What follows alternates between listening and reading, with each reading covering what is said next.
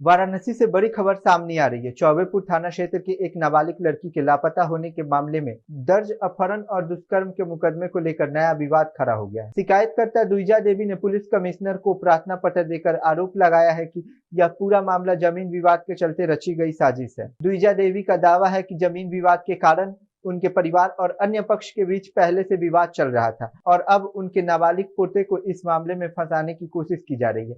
हालांकि मामले में लगाए गए आरोपों की स्वतंत्र पुष्टि नहीं हुई है।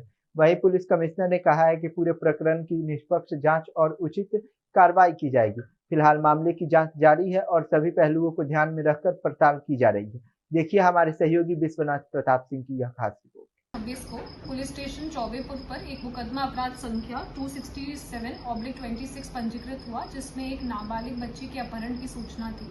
विवेचनात्मक कार्रवाई के क्रम में 161 के बयान यानी 180 BNSS के बयान जो कि पुलिस अधिकारी के समक्ष होते हैं, वो बयान नोट किए गए, जिसमें महिला अधिकारी के समक्ष बयान हुए थे।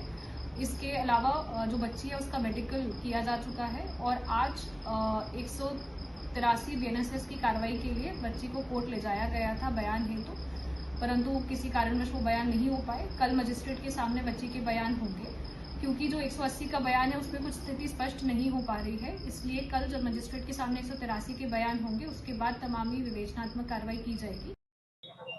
जी, अपना नाम बताएं। आशा देवी। क्या मामला है कि आज आप यहाँ आए हैं?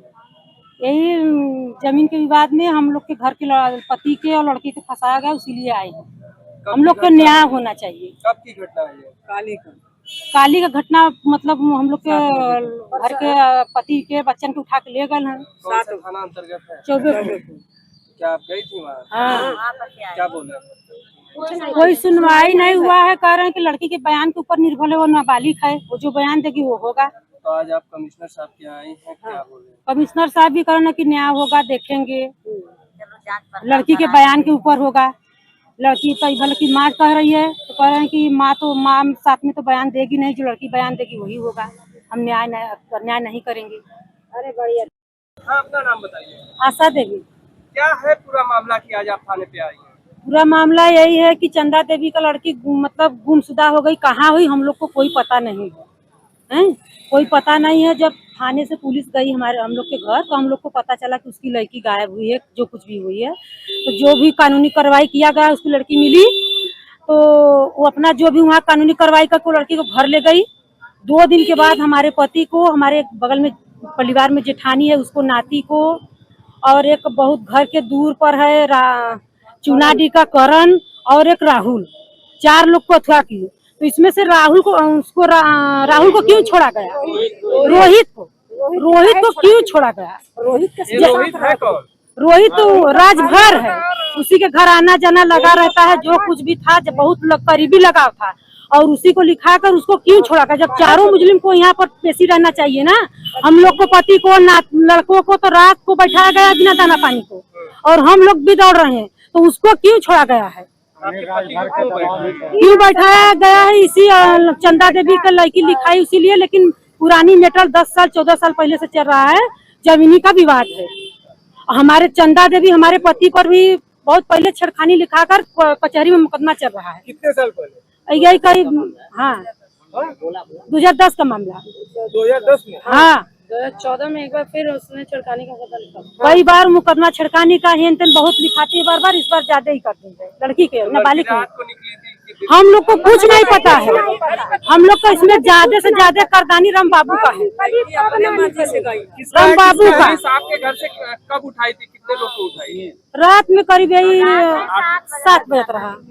हाँ, शाम 7 बजे? हाँ, 7 बजे। तो अभी आप क्या चाहती हैं? अभी चाहते हैं कि न्याय हो, हम लोग को पति को छोड़ा जाए, और जो रामबाबू और जो रोहित है उसको भी यहाँ हाजिर किया। जैसे हम लोग का पति बिना दाना पानी का बैठे हैं, उसी तरह वो लोग भी बैठे।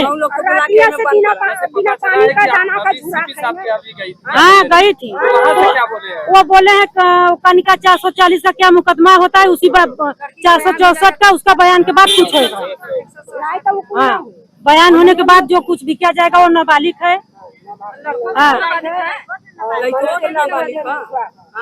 महिलाएं आई हैं, ये शंकरपुर का मामला है। ये दूजा देवी के आवेदन पर उनके समर्थन में आई है, पूरा गांव उनके साथ है। यह प्रकरण था 11/5/26 का, जिसमें विरोधी की एक लड़की है, वो लड़की कहीं चली गई, वर्तिका। इन लोगों का इस समय वर्तमान समय में जमीनी विवाद चल रहा है।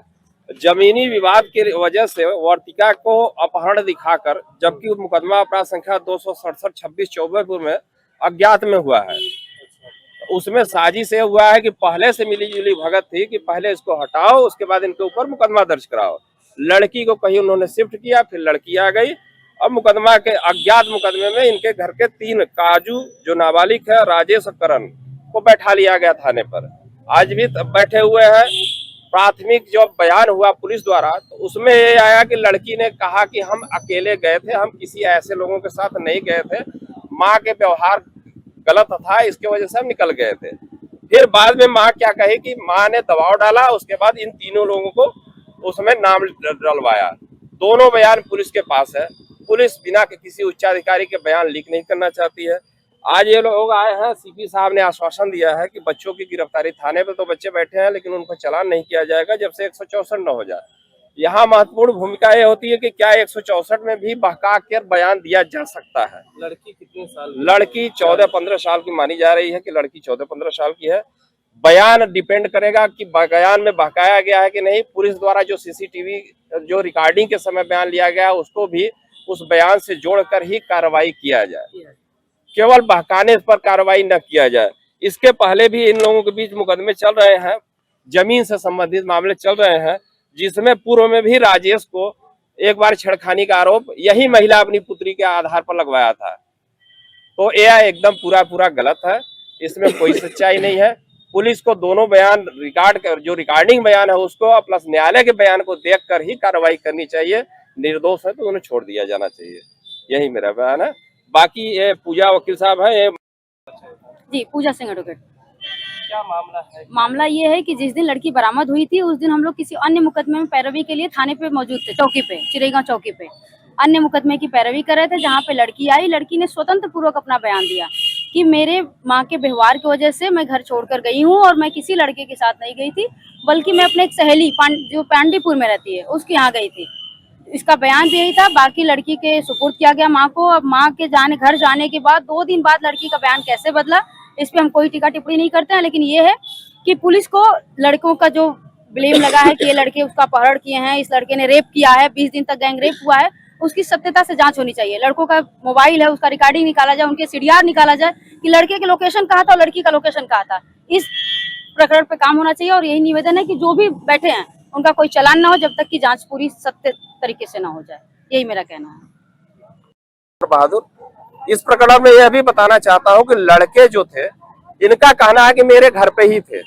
अगर अपहरण हुआ, ये बच्चे 11/5/26 से आज तक घर पे ही थे, पुलिस के कहने पर थाने पे गए हैं, तो अपहरण में कैसे शामिल हो गए और इनके साथ दुराचार कैसे किए, यह प्रश्नवाचक है। पुलिस के इस एंगल पर भी जांच करनी चाहिए। धन्यवाद।